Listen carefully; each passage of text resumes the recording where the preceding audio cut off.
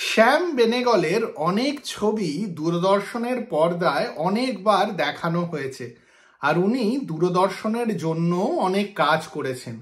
আজ যখন উনি চলে গেছেন, তখন আমার অনেকের মতোই ওনার সিনেমাগুলোর কথা মনে পড়ে যাচ্ছে।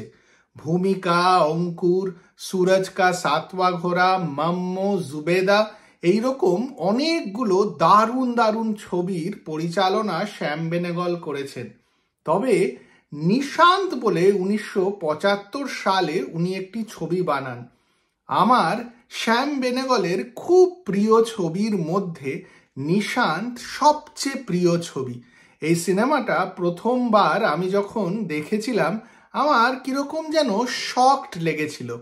আজকের আড্ডা শ্যাম বেনেগলের নিশান্ত ছবিটিকে নিয়ে। আমি তন্ময়, আশা করি আপনারা সকলে খুব ভালো আছেন।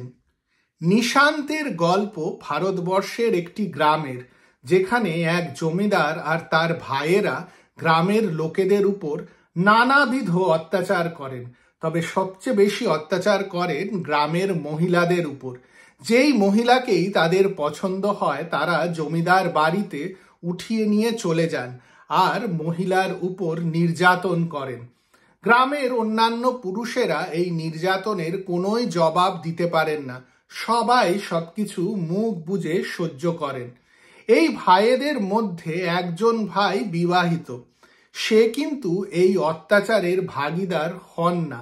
তবে গ্রামে যখন এক নতুন স্কুল মাস্টার আসেন, তার স্ত্রীকে দেখে এই ভাইও প্রেমে পড়ে যান, আর তারপরে অন্যান্য ভাইদের সঙ্গে মিলে স্কুল মাস্টারের স্ত্রীকে জমিদার বাড়িতে উঠিয়ে নিয়ে যান আর বন্ধ করে রাখেন।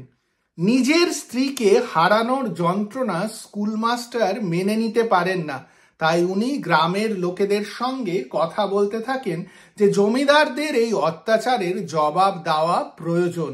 প্রথমে গ্রামের লোকেরা তাকে সাহায্য না করলেও অবশেষে লোক জেগে ওঠে আর জমিদারদের উপর চড়াও হন। তবে খুব কি দেরি হয়ে যায় লোকের জেগে উঠতে? স্কুল মাস্টার কি তার স্ত্রীকে ফিরে পান? এই সকল প্রশ্নের উত্তর আপনাকে দেবে নিশান্ত ছবিটা। ইউটিউবে ছবিটা রয়েছেন, আর আমি আশা করব আপনারা নিশান্ত ছবিটা দেখবেন। আমি প্রথমেই বলেছি যে নিশান্ত ছবিটা যখন প্রথমবার আমি দেখেছিলাম, আমার শকিং লেগেছিল। ঘটনাক্রম এই ছবিতে যেইভাবে এগোতে থাকে, আমার মনে হয় আপনারাও না জানলে শকড হবেন। 1975 সালে গ্রামের সেটিংয়ে এই ছবিটা শ্যাম বেনেগল বানিয়েছিলেন। আমার দেখে মনে হয়েছিল এরকমও কি হয়, এই রকম ঘটনা কি গ্রামে হতে পারে? আমি তো এই ধরনের একটা ঘটনাক্রম ভাবতেই পারি না। এই ছবিটা যখন আমি দেখেছিলাম, তখন খুব সুন্দরভাবে আমাদের মাথায় ঢোকানো ছিল যে কিছু চরিত্র হয় ডার্ক, কিছু চরিত্র হয় একেবারে ক্লিন। নিশান্ত এমনই একটা ছবি, শেষের দিকে কিন্তু বোঝা যায় না কোন চরিত্রগুলো ডার্ক আর কোন চরিত্রগুলো একেবারে স্বচ্ছ আর পরিষ্কার। শ্যাম বেনেগলের প্রত্যেকটা ছবিতেই উনি আমাদের চোখের সামনে এমনই একটা জগৎ তুলে ধরেছিলেন, যেই জগৎটা আমার মতন শহরবাসীর জন্য একেবারেই অজানা একটা জগৎ। নিশান্ত এরকমই একটা জগৎ আমার চোখের সামনে তুলে ধরেছিল।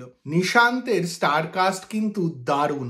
গিরিশ কর্নাড, শাবানা আজমি, নাসিরুদ্দিন শাহ, অমরিশ পুরী আর স্মিতা পাতিলের প্রথম হিন্দি ছবি নিশান্ত। দুর্ধর্ষ অভিনেতাদের দারুণ অভিনয়, আর পরিচালক দুর্ধর্ষ তো বটেই। যে কোনো আর্টিস্টের মতন শ্যাম বেনেগল চলে গেলেন আর রেখে গেলেন দারুণ সব কাজ। আজকে যখন আমরা পুরনো এই ছবিগুলোকে দেখব, তখন ওনার কাজ দেখে মুগ্ধ হতে থাকব। ওনার কাজ আমাদের ভাবাবে, আমাদের নিজেদের দেশের সঙ্গে আর তার লোকেদের সঙ্গে পরিচিত করাবে। সত্যি কথা বলতে কি, ওনার কাজ দেখলে অবাক হতে হয় যে অতদিন আগে দেশে এই ধরনের ঘটনা নিয়ে আর কেউ মনে হয় সিনেমা বানাচ্ছিলেন না। নিশান্ত দেখুন আর আমাকে জানান আপনাদের প্রিয় ছবি শ্যাম বেনেগলের কোনটি। আর যদি এই ভিডিওটি ভালো লাগে তাহলে লাইক আর শেয়ার করুন, আর চ্যানেলটি ভালো লাগলে চ্যানেলটিকে সাবস্ক্রাইবও করুন।